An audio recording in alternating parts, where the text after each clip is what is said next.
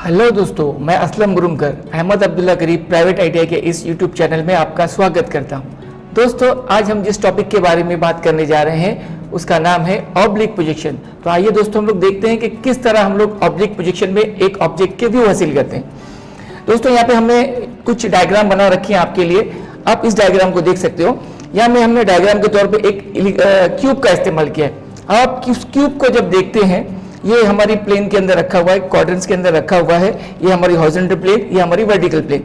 तो ये एक क्वाड्रेंट में हमारा रखा हुआ है और इस क्वाड्रेंट में ऑब्जेक्ट को रखने के बाद आप देखते हैं कि ऑब्जेक्ट के ऊपर जो प्रोजेक्शन पड़ रहे हैं वो बिल्कुल 90 डिग्री में है। प्लेन के ऊपर बिल्कुल 90 डिग्री में पड़ रहे हैं। तो हम देखते हैं ऑब्जेक्ट का जितना हिस्सा, इस क्यूब का जितना हिस्सा प्रोजेक्टर्स की जद में आता है, बिल्कुल उसके बराबर वहां पे हमको ऑब्जेक्ट का इमेज मिलता है। मतलब हमको इस वीपी के ऊपर उसका फ्रंट व्यू मिल गया। तो ऐसा होता है ऑर्थोग्राफिक प्रोजेक्शन में, क्योंकि ऑब्जेक्ट पिक्चर प्लेन के पैरेलल, ऑब्जर्वर के पैरेलल रखा हुआ था और प्रोजेक्टर्स जो आए थे वो बिल्कुल परपेंडिकुलर 90 डिग्री में प्लेन पर पड़े थे।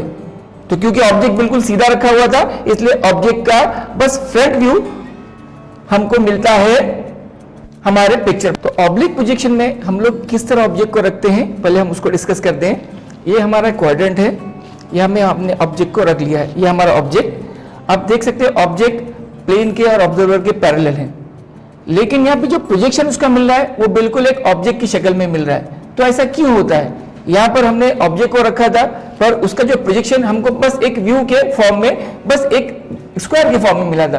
तो यहाँ पे क्या हुआ, ये आप देखते हैं कि यहाँ पर जब हमने ऑब्जेक्ट को ऑब्जर्व किया था तो प्रोजेक्टर्स पिक्चर प्लेन पर परपेंडिकुलर पड़ रहे थे। तो ऐसे परपेंडिकुलर और पैरेलल प्रोजेक्शन के बीच में जो भी शक्ल आई उसके सामने बस जो हिस्सा आया उसने उसी का इमेज पेश किया। तो यहाँ पे क्योंकि प्रोजेक्टर के सामने फ्रंट व्यू आ रहा था, इसलिए यहाँ पर सिर्फ फ्रंट व्यू बना। यहाँ पे क्या हो रहा है, यहाँ पे ऑब्जेक्ट बिल्कुल उसी तरह रखा गया है, उसी जगह पर रखा गया है, लेकिन हो ये रहा है कि यहाँ पे जो प्रोजेक्शंस आ रहे हैं वो 90 डिग्री से अलग, बेसिकली 45 डिग्री, 30 डिग्री या 60 डिग्री में पड़े। तो जब इंक्लाइंड प्रोजेक्शंस आते हैं तो हम देखते हैं कि इंक्लाइंड प्रोजेक्शन ये तीनों शेप्स के ऊपर, ये तीनों साइड्स के ऊपर पड़ते हैं और इन तीनों साइड्स का यहाँ पर प्रोजेक्शन मिलता है। तो ये होता है हमारा ऑब्लिक प्रोजेक्शन। ऑब्लिक प्रोजेक्शन में ऑब्जेक्ट को पिक्चर प्लेन में प्लेन के पैरेलल, ऑब्जर्वर के पैरेलल रखा गया है, मगर प्रोजेक्टर्स इंक्लाइंड पड़ रहे हैं। तो ये इंक्लाइंड प्रोजेक्टर्स इन तीनों साइड पर पड़ते हैं, इसलिए इन तीनों साइड का इमेज यहाँ पर मिलता है। तो आइए दोस्तों देखते हैं कि एक ऑब्लिक प्रोजेक्शन को बनाने के लिए हमको कौन से स्टेप से गुजरना पड़ता है। सबसे पहले हमको उन ऑर्थोग्राफिक व्यू को देखना है, उस ऑब्जेक्ट के ऑर्थोग्राफिक व्यू को देखना है जिसका हमको ऑब्लिक व्यू बनाना है। तो यहाँ पे हमको एक ऑर्थोग्राफिक व्यू दिया गया है एक ऑब्जेक्ट का। हम देख सकते हैं कि ऑब्जेक्ट की शक्ल बिल्कुल एक क्यूब जैसी है, लंबाई, चौड़ाई और उसकी मोटाई बिल्कुल एक जैसी है। तो सपोज करते हैं कि इसकी लेंथ 30 है, इसकी लेंथ 30 हम लोग सपोज करते हैं और सारी लेंथ इसकी 30 के बराबर है। तो हमने क्या किया, ये जो साइज है ये यहाँ पे मार्क कर ली। ऑब्जेक्ट के फ्रंट व्यू को हमने कंप्लीट कर लिया, क्योंकि हम लोग ऑब्जेक्ट का फ्रंट व्यू ऑब्जर्वर और पिक्चर प्लेन के पैरेलल रखते हैं। तो जैसा ऑर्थोग्राफिक का फ्रंट व्यू था हमने बिल्कुल वैसा फ्रंट व्यू बना लिया। उसके बाद 30 डिग्री में, 45 डिग्री में या 60 डिग्री में जो सूटेबल हो हम ऐसी लाइनें बनाते हैं। इन लाइनों को हम लोग रिजिडिंग लाइन कहते हैं। तो इनकी लंबाई इसके बराबर है, हमारे टॉप व्यू की लेंथ के बराबर। क्योंकि ये भी 30 था तो हमने 30 ले लिया और वो 30 मार्क करके हमने अपनी लाइनों को इनके पैरेलल बना दिया।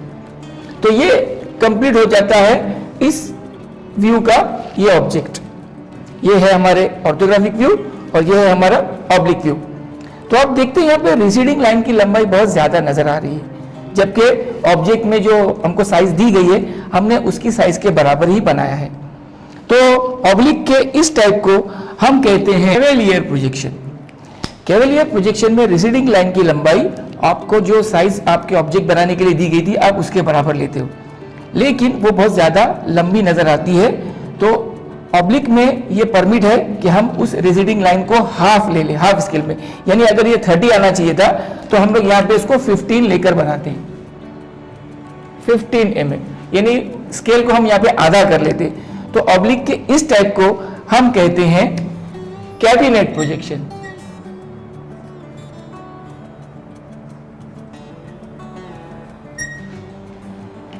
तो ऑब्लिक के ये दो टाइप है, एक होता है कैवेलियर जिसमें रिसीडिंग की लेंथ पूरी ली जाती है, और दूसरा टाइप होता है कैबिनेट जिसमें रिसीडिंग लेंथ को हम आधा कर देते हैं। फ्रेंड्स, देखते हैं कि इस ऑब्लिक प्रोजेक्शन का हमको क्या फायदा हो रहा है।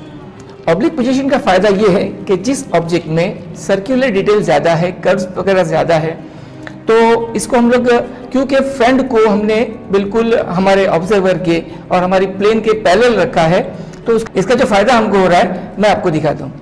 अब ये मैं यहाँ पे एक ऑब्जेक्ट बना रहा हूँ।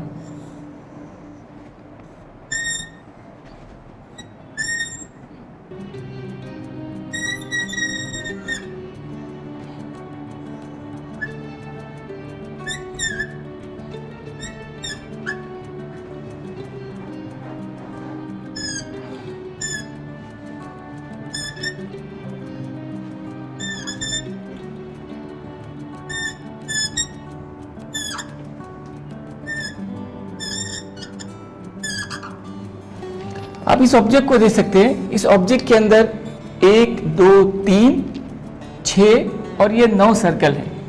अब इन 9 सर्कल को अगर हम लोग आइसोमेट्रिक प्रोजेक्शन के जरिए बनाते हैं तो हम देख सकते हैं कि यहाँ पर हमको 9 इलिप्स का कंस्ट्रक्शन करना पड़ेगा, जो एक बहुत ज़्यादा टाइम कंज्यूमिंग प्रोसेस है। तो ऐसी जगह पर जिन ऑब्जेक्ट के अंदर कर्व्स वगैरह ज़्यादा होते हैं, वहाँ पर ये ऑब्लिक प्रोजेक्शन हमारे लिए बहुत मददगार साबित होता है, और बहुत कम वक्त में हम आसानी से कंपास की मदद से ऐसे ऑब्जेक्ट को कंप्लीट कर सकते हैं। ये है स्टूडेंट फायदे एक ऑब्लिक पोजीशन के, जो ड्राइंग बनाने में हमारे लिए वक्त की बहुत बचत करता है। तो दोस्तों, उम्मीद करता हूँ ये वीडियो आपको पसंद आया होगा। वीडियो पसंद आने पर हमारे इस YouTube चैनल को आप शेयर, लाइक और सब्सक्राइब करें। Thank you.